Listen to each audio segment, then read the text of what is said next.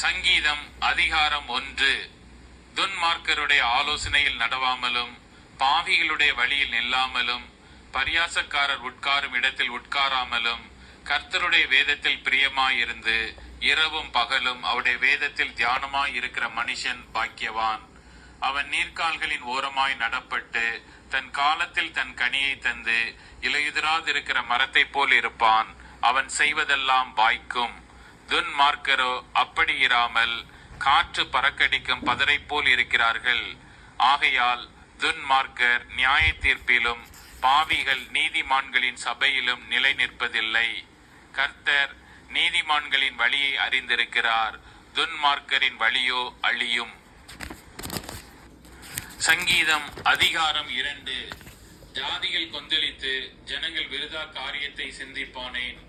கர்த்தருக்கு விரோதமாகவும் அவர் அபிஷேகம் பண்ணினவருக்கு விரோதமாகவும் பூமியின் ராஜாக்கள் எழும்பி நின்று அதிகாரிகள் ஏகமாய் ஆலோசனை பண்ணி அவர்கள் கட்டுக்களை அறுத்து அவர்கள் கயிறுகளை நம்மை விட்டு எரிந்து போடுவோம் என்கிறார்கள். பரலோகத்தில் வீற்றிருக்கிறவர் நகைப்பார், ஆண்டவர் அவர்களை இகழுவார்.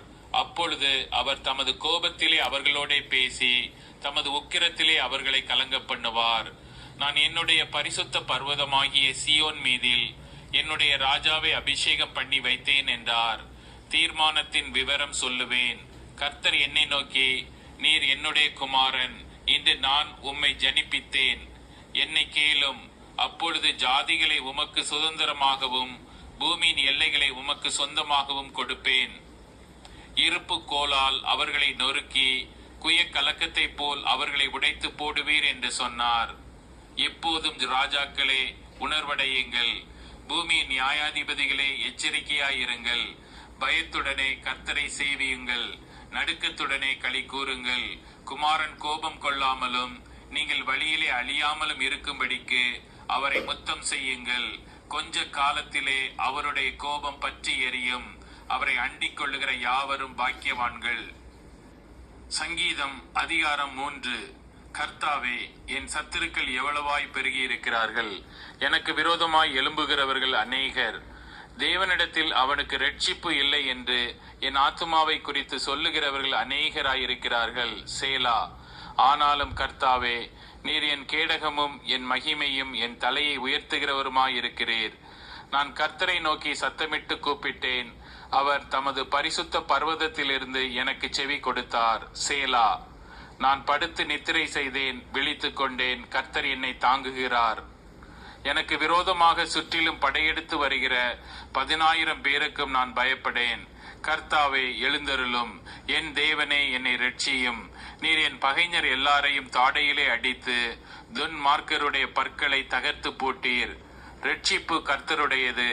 தேவரீருடைய ஆசீர்வாதம் உம்முடைய ஜனத்தின் மேல் இருப்பதாக. சேலா. சங்கீதம் அதிகாரம் 4. என் நீதியின் தேவனே, நான் கூப்பிடுகையில் எனக்கு செவி கொடும். நெருக்கத்தில் இருந்த எனக்கு விசாலம் உண்டாக்கினீர். எனக்கு இறங்கி என் விண்ணப்பத்தை கேட்டருளும். மனுபுத்திரரே, எதுவரைக்கும் என் மகிமையை அவமானப்படுத்தி வீணானதை விரும்பி பொய்யை நாடுவீர்கள். சேலா. பக்தியுள்ளவனை கர்த்தர் தமக்காக தெரிந்து கொண்டார் என்று அறியுங்கள். நான் கர்த்தரை நோக்கி கூப்பிடுகையில் அவர் கேட்பார். நீங்கள் கோபம் கொண்டாலும் பாவம் செய்யாதிருங்கள்.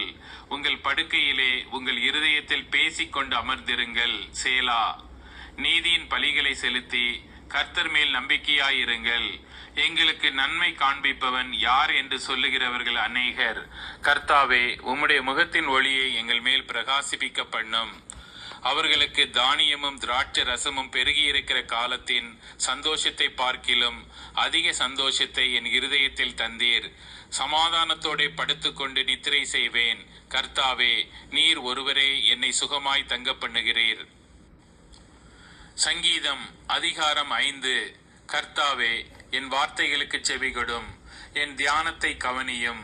நான் உம்மிடத்தில் விண்ணப்பம் பண்ணுவேன். என் ராஜாவே, என் தேவனே, என் வேண்டுதலின் சத்தத்தை கேட்டருளும்.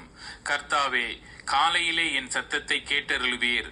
காலையிலே உமக்கு நேரே வந்து ஆயத்தமாகி காத்திருப்பேன். நீர் துன்மார்க்கத்தில் பிரியப்படுகிற தேவன் அல்ல. தீமை உம்மிடத்தில் சேர்வதில்லை. வீம்புக்காரர் உம்முடைய கண்களுக்கு முன்பாக நிலை நிற்க மாட்டார்கள்.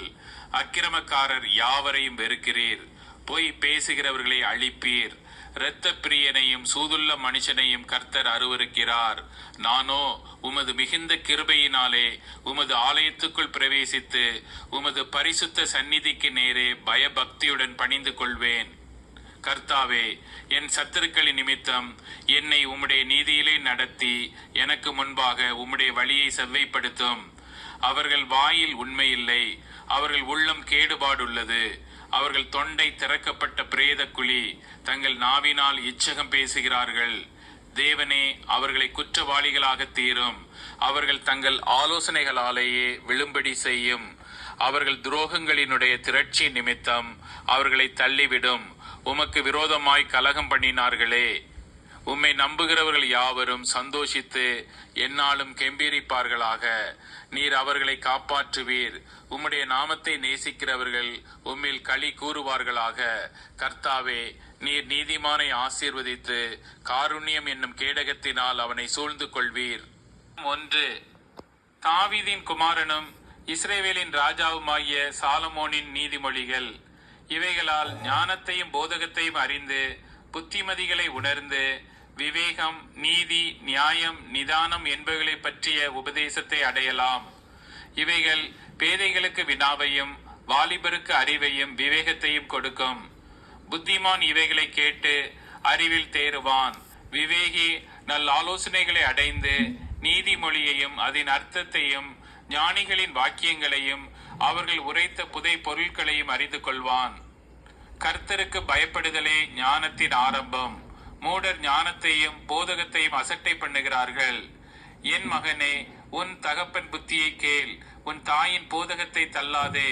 அவைகள் உன் சிரசுக்கு அலங்காரமான முடியும், உன் கழுத்துக்கு சரப்பணியுமாயிருக்கும்.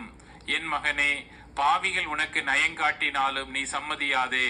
எங்களோடே வா, இரத்தம் சிந்தும்படி நாம் பதிவிருந்து குற்றமற்றிருக்கிறவர்களை முகாந்திரமின்றி பிடிக்கும்படி ஒளித்திருப்போம். பாதாளம் விழுங்குவது போல் நாம் அவர்களை உயிரோடே விழுங்குவோம்.